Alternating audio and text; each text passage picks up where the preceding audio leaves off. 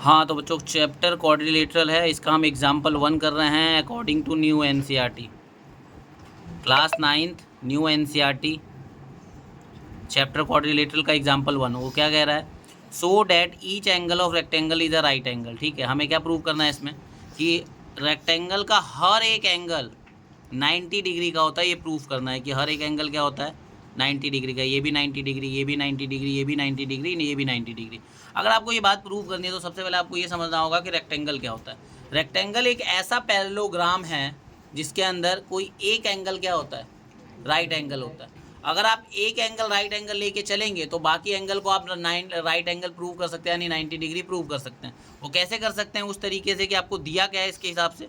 आपको एक रेक्टेंगल दिया है ABCD, जो कि एक पैरेललोग्राम होता है जिसमें कोई एक एंगल 90 डिग्री का होता है। तो उस एक एंगल को मैंने 90 डिग्री कौन सा लिया, एंगल A को ले लिया। ठीक, ये प्रॉपर्टी है, दिमाग में रखना। ठीक, अब हमें प्रूव क्या करना है कि हर एक एंगल 90 डिग्री, मतलब angle B, angle C, angle D भी हमारा क्या है 90 डिग्री। तो हमें ये प्रूव करना है कि बाकी सारे भी क्या है हमारे 90 डिग्री हैं। अब इसको प्रूव करने के लिए सबसे पहले तो मैंने लिख लिया एंगल A मेरा 90 डिग्री है, जो कि मैंने अज्यूम है और ये मेरे को बात दी हुई है, क्योंकि रेक्टेंगल एक ऐसा पैरेललोग्राम होता है जिसमें एक एंगल 90 डिग्री का होता है। उस एक एंगल को 90 डिग्री मैंने कौन सा लिया, एंगल A को लिया। बाकी को कैसे 90 डिग्री प्रूव करेंगे वो देखो। सबसे पहले देखो क्या AB और DC पैरेलल होंगे, क्यों होंगे, क्योंकि ABCD क्या है, एक पैरेललोग्राम है और पैरेललोग्राम की अपोजिट साइड पैरेलल होती है और AD उसको काटने का काम कर रहा है।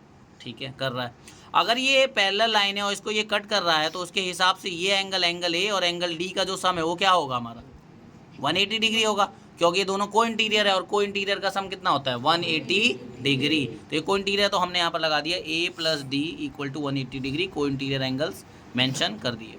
अब A मेरा 90 है, D मेरा D है = 180 डिग्री है। अब D को यहीं छोड़ेंगे, इधर आके माइनस हो जाएगा तो एंगल D कितना आ जाएगा 90 डिग्री। तो एंगल D भी आ गया 90 हो गया प्रूफ। ठीक, एंगल D 90 हो गया। तो उसके बाद अगर आप ध्यान से देखो, अगर एंगल D 90 है तो एंगल B भी 90 होगा, क्योंकि जो पैरेललोग्राम के अपोजिट एंगल्स होते हैं वो एक दूसरे के बराबर होते हैं। तो उस हिसाब से एंगल D जो है एंगल B के बराबर हो जाएगा। रीजन क्या हो जाएगा, पैरेललोग्राम के अपोजिट एंगल्स एक दूसरे के बराबर होते हैं। तो एंगल B भी 90 प्रूफ हो गया। अच्छा ध्यान से देखो, एंगल A और एंगल C बराबर होंगे, क्योंकि ये दोनों भी अपोजिट एंगल है और पैरेललोग्राम के अपोजिट एंगल्स क्या होते हैं, बराबर। तो मैंने लिख दिया इसी तरीके से कि एंगल A जो है वो एंगल C के बराबर है। रीजन क्या हो जाएगा, पैरेललोग्राम के अपोजिट एंगल्स क्या होते हैं, बराबर हो जाएंगे। तो C 90 आ गया, एंगल B 90 आ गया, एंगल D को 90 यहाँ पे लाई लिए थे आप लोग, और एंगल A 90 आ गया। तो चार एंगल होते हैं A B C D, तो वो चारों के चारों 90 आ गए। एंगल A 90, D 90, B 90 और C 90, चारों एंगल 90 डिग्री के बराबर। तो हम कह सकते हैं कि हर एक एंगल रेक्टेंगल का राइट एंगल प्रूव हो चुका है। ठीक है, मैं आपको एक बार ये पूरा फुल स्क्रीन दिखा देता हूँ। ठीक है,